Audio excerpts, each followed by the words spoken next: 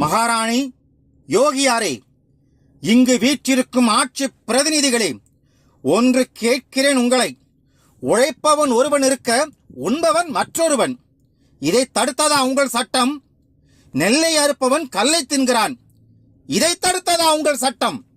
கஞ்சி கஞ்சி என்று நாடெல்லாம் கதறுகிறது.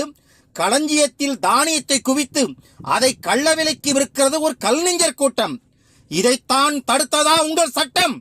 கிடையாது. நேர்மையாக போராடும் நாங்கள் அதை ஏன் மதிக்க வேண்டும்? செல்வந்தர்களும் நாட்டின் பெரிய மனிதர்களும் தான் கொள்ளையடிக்கிறார்கள், ஏய்த்து பிழைக்கிறார்கள். ரகசியமாக நாங்களும் கொள்ளையடிக்கிறோம், பகிரங்கமாக. அவர்கள் மாட மாளிகை கட்டுகிறார்கள், நாங்கள் மக்களின் பசி கொடுமைகளை ஓட்டுகிறோம். அவர்களுக்கு ஊரிலே பெயர் பிரமுகர்கள். சட்டமும் அரசாங்கமும் எங்களுக்கு வழங்கும் பட்டம் திருடர்கள், கொள்ளைக்காரர்கள்.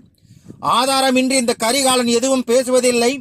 மகாராணி, குறிவைத்தால் தவறமாட்டேன், தவறுமானால் குறிவைக்க மாட்டேன்.